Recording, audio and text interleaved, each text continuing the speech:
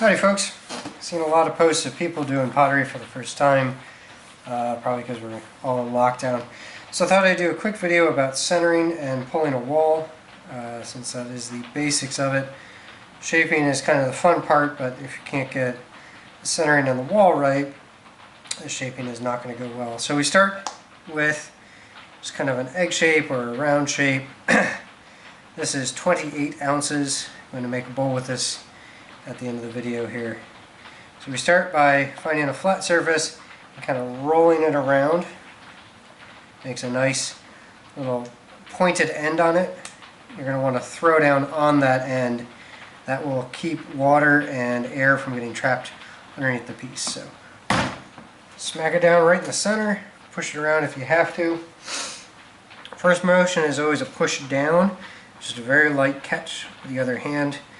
After that, squeezing together, pushing away from you, pulling towards you, that is the centering motion. The coning up makes it easier. So if you're pushing just this little bit of clay up here, it's easier than trying to push the mass that is down here. So start by getting the piece nice and wet. Push down to start, and just kind of catch with the other hand. I'm not really applying any pressure with the other hand yet. Then we're going to push it together, squeeze it together, and you're going to get a nice cone up. I'll run my meaty part of my thumb over the top here to get that last little bit, last little hollow out of there. And then it's a push forward and down while pushing in. So forward, down, in with the other hand. You can see I'm actually using my other hand to push on the pinky and ring finger. I'm using this whole meaty part here on the side, and I'm going to use this whole meaty part of the thumb here to flatten the top. So this shape here, resting on my meat of this thumb, is pushing down. These two are pushing in. That means both hands are doing double duty and leveraging the piece in this way.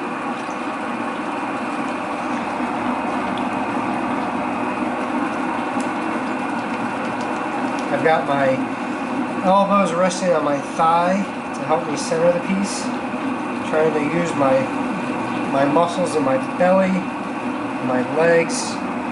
It's kind of a whole body experience if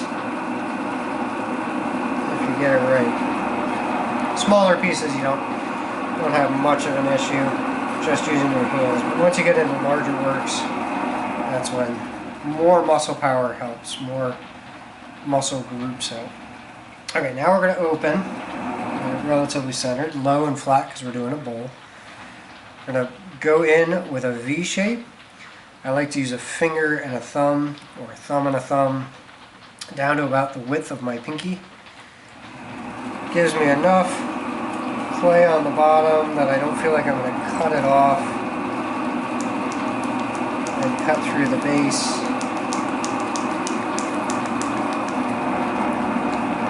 All the while kind of squeezing with this outside hand to try to keep it in as much center as possible.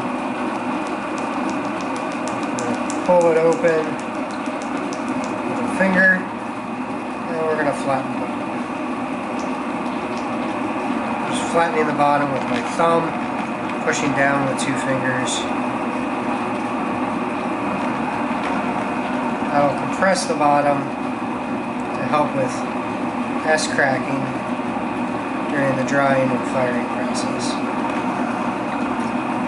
I've got quite a bit still left in the bottom here because it's a bowl.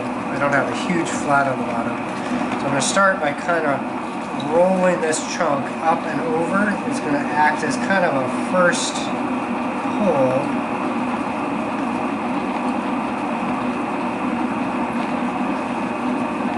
Without that flare. Now I've got a dip here in the top. I'm not sure if that was from centering or just a defect in the clay. So we're going to center this in to make like a volcano. Hang our finger, squeeze with our finger and thumb, think that might be enough of a deviation. We're going to just cut that off.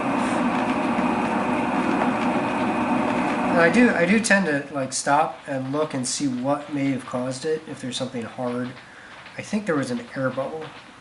It's hard to tell, but yeah, I think there was an air bubble. We're going to hang our finger on here. It's still a little bit out of center, but not terrible. I still feel a lump of some sort.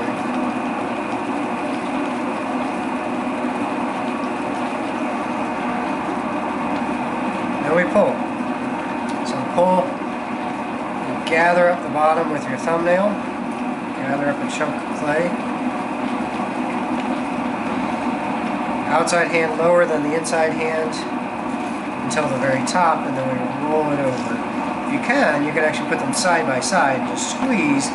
That'll give you a little bit better control of not flaring out the top.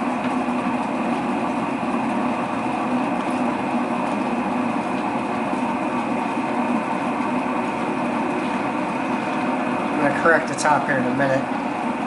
Once I've done a couple of pulls, looks like there's still some kind of lump in there.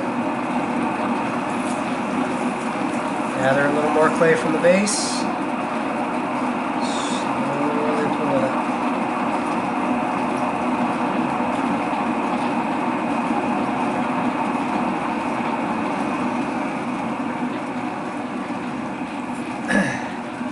If your walls are too thin, you'll get a wrinkle. If your walls are too thick, you'll end up with a big chunky piece. It'll take a long time to dry. It'll take, it'll be heavy. Just heavy and chunky. Some people like heavy and chunky, especially when it comes to mugs and stuff. But when it comes to dinnerware, they try to make it a little lighter. Now I'm going to kind of I'm going to kind of taper the base in here. I'm throwing a bowl, and I'm not going to put a foot on it here at the end.